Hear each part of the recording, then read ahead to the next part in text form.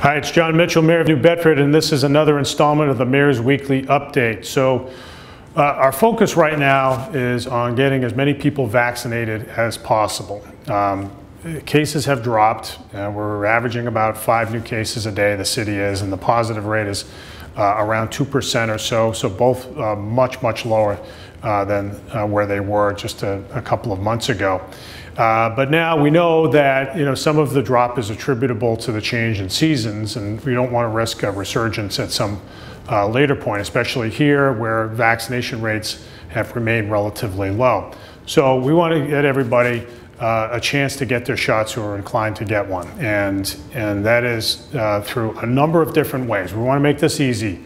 You'll see pop-up clinics going up in many places around the city, in front of grocery stores, in public parks, near big employment sites, and of course you can also go to any number of pharmacies in the region, and you can also go to your medical provider as well. We're trying to make sure that there are many options out there for people to avail themselves of the vaccine.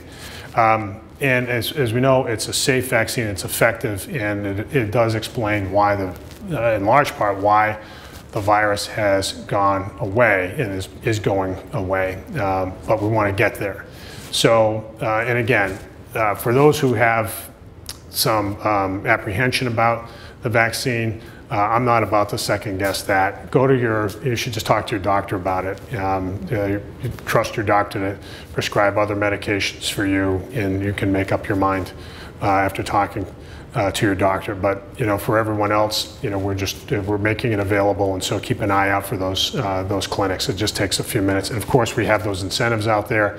The Dunkin' Donuts gift card for all new first dose recipients will remain available at least through the end of the month, and there's some other deals in there as well. There have been at some of our clinics gift certificates to grocery stores or Domino's Pizza and some other businesses. So we thank all those businesses for stepping up, and we'll continue to push out the vaccine with with some or all of those incentives in place.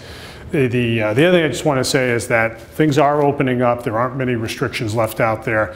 In terms of municipal government, all of our municipal buildings will be open as they ordinarily would to the public starting June 15th.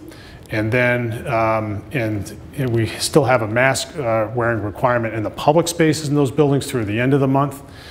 So just keep that in mind if you come into a municipal building in the next couple of weeks. So you're just going to have to wear a mask in the public spaces. But all those things are starting to open back up again, because we believe it's safe to do that.